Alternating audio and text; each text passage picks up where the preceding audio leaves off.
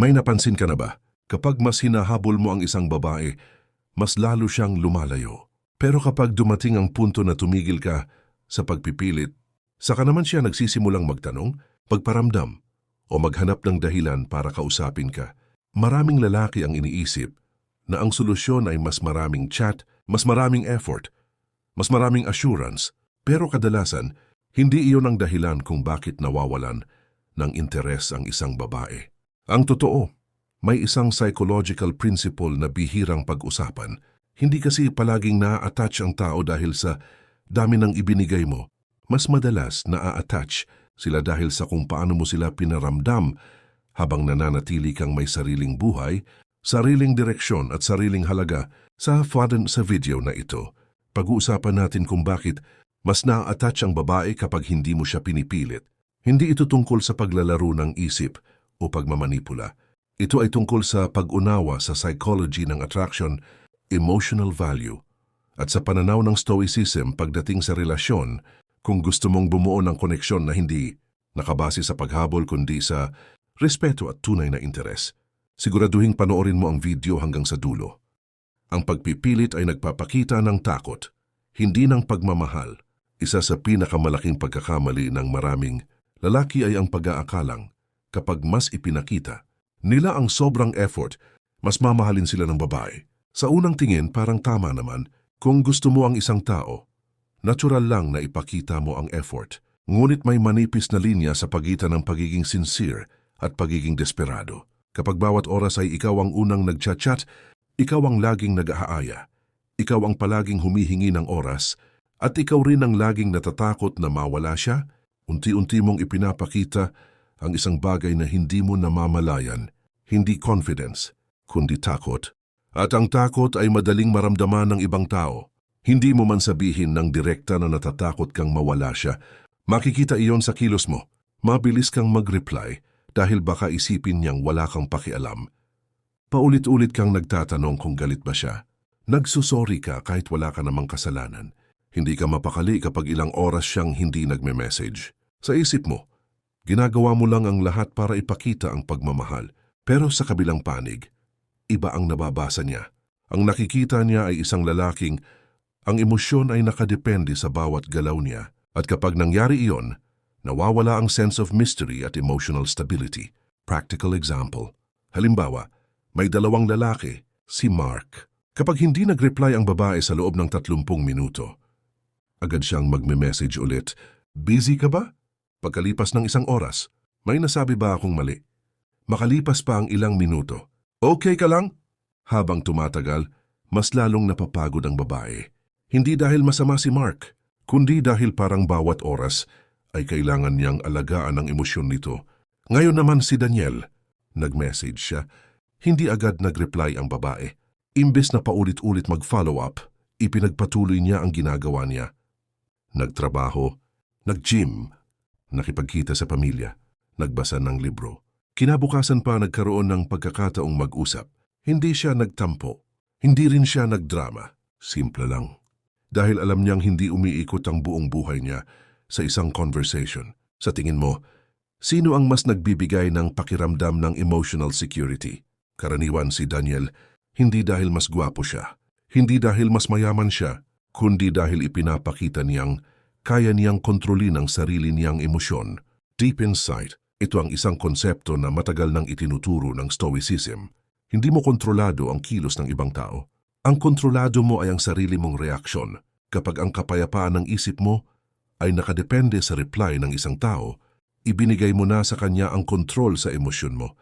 At kapag nangyari iyon, nawawala ang tunay mong kalayaan. Hindi lang ito usapin ng relasyon. Usapin ito ng pagkatao. Kapag marunong kang maging masaya, kahit wala siyang message, kapag kaya mong mag-focus sa goals mo, kahit hindi siya available, kapag hindi ka natitinag sa maliliit na bagay, mas nagiging attractive ka, hindi dahil nagpapanggap ka. Ang tao ay mas pinapahalagahan ang bagay na hindi madaling makontrol. May isang katotohanan tungkol sa human psychology na madalas hindi napapansin.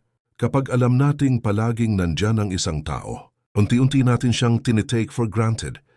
Hindi ito dahil masama tayong tao.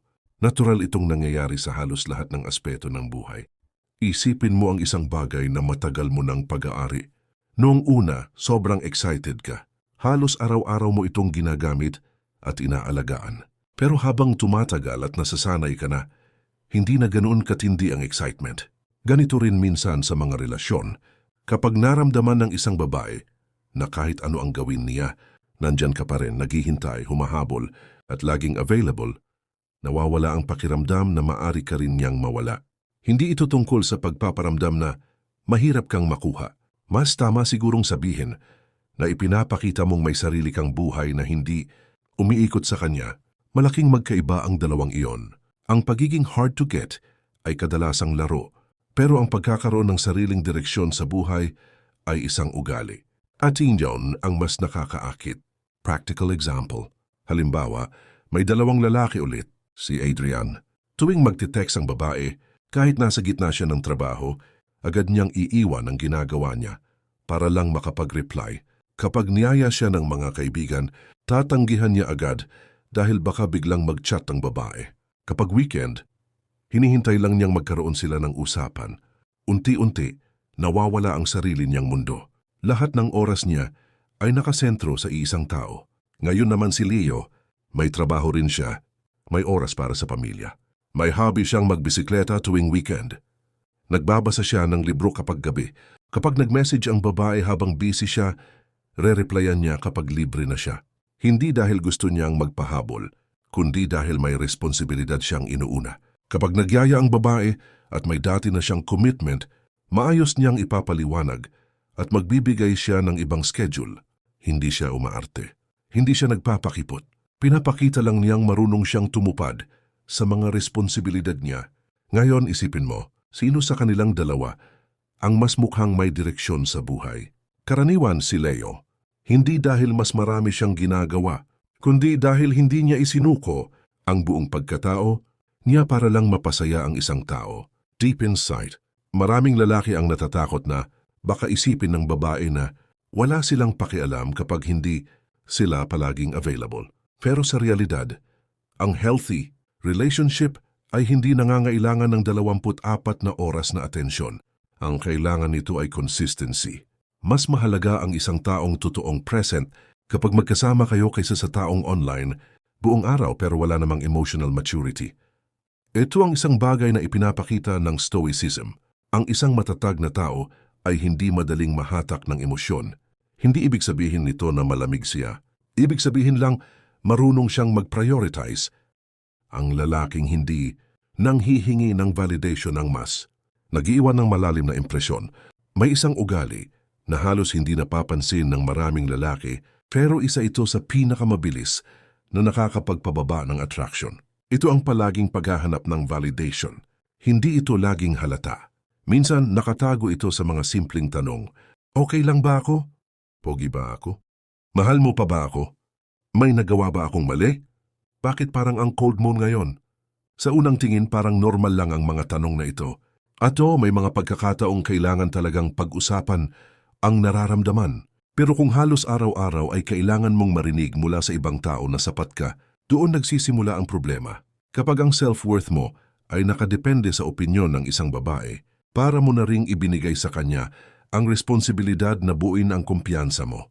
At hindi iyon ang trabaho ng isang partner. Ang isang healthy na relasyon ay binubuo ng 2 taong buo na ang pagkatao, hindi 2 taong naghihintayan kung sino ang pupuno sa kakulangan ng isa. Deep inside, sa Stoicism may isang mahalagang prinsipyo. Huwag mong ilagay ang halaga ng sarili mo sa mga bagay na wala sa kontrol mo. At kabilang doon ang opinyon ng ibang tao. Hindi mo kontrolado kung gaano ka kagusto ng isang babae. Hindi mo kontrolado kung gaano siya kabisi. Hindi mo rin kontrolado kung magbabago ang nararamdaman niya paglipas ng panahon. Pero kontrolado mo kung paano mo titingnan ang sarili mo. Kapag alam mong ginagawa mo ang tama, kapag alam mong maayos ang intensyon mo, kapag alam mong patuloy kang nag-i-improve bilang tao, hindi mo na kailangang humingi ng approval araw-araw. Hindi dahil mayabang ka, kundi dahil may tahimik kang kumpiyansa sa sarili. At ang ganitong confidence ay mas malalim kaysa sa confidence na puro salita lang. Hindi ito kailangang ipakita. Ramdam lang ito ng mga taong nakakasalamuha mo. Practical example. Halimbawa, Pareho nating gustong makilala ang isang babae. Si Carlo halos bawat usapan ay naghahanap ng assurance. Kapag sinabi ng babae na busy siya, agad niyang iisipin na baka nawawalan na ito ng interes. Kapag hindi gumamit ng emoji ang babae, pakiramdam niya may problema agad. Kapag hindi siya pinuri sa bagong gupit niya, buong araw na siyang nag-o-overthink. Unti-unti, bawat maliit na bagay ay nagiging dahilan ng pagdududa. Ngayon naman si Nathan, nagpagupit siya dahil gusto niyang maging maayos ang itsura niya. Nag-i-ehersisyo siya dahil gusto niyang maging malusog. Nag-aaral siya ng bagong skills dahil gusto niyang umunlad ang career niya. Kapag napansin niyo ng babae, ayos lang. Kapag hindi napansin, ayos lang din. Hindi dahil wala siyang pakialam, kundi dahil hindi doon umiikot ang confidence niya. Hindi niya ginagawa ang mga bagay na iyon para humingi ng papuri. Ginagawa niya iyon dahil bahagi iyon ng respeto niya sa sarili. Ngayon, isipin mo kung sino ang mas nagbibigay ng impression na emotionally mature. Karaniwan si Nathan. Kung iisa lang ang dapat mong dalhin sa lahat ng napag-usapan natin, ito ay ito. Ang attraction ay hindi nabubuo sa pagpipilit. Mas madalas nabubuo ito sa respeto. At ang respeto ay hindi hinihingi, hindi rin ipinipilit. Ito ay nakukuha sa paraan ng pamumuhay mo bilang tao. Kapag marunong kang magpahinga mula sa pag-overthink, kapag hindi ka na nakadepende sa bawat reply o reaksyon ng ibang tao, at kapag mas pinili mong ayusin ang sarili mong direksyon kaysa habulin ang atensyon, doon unti-unting nagiging malinaw ang lahat. Hindi lahat ng hindi mo nakuha ay para sa'yo, at hindi lahat ng nawala ay loss. Minsan, doon mo lang talaga makikita kung sino ka kapag hindi ka na umaasa sa validation ng iba. Kung nakatulong sa'yo yung video na ito, huwag mo lang siya pakinggan. I-apply mo sa totoong buhay. Doon nagkakatalo ang alam lang sa talagang nagbabago. At kung gusto mo pa ng mas ganitong content tungkol sa psychology, stoicism, at real-life relationship dynamics, pwede kang mag-subscribe sa channel. May mga susunod pa tayong mas malalalim na topic na magbibigay sa'yo ng mas malinaw na perspective sa sarili, mura at sa mga relasyon mo. I-like mo rin yung video kung gusto mong tuloy-tuloy kong gawin yung ganitong klase ng content para alam ko na dapat pa natin itong i-level up sa mga susunod. See you sa next video.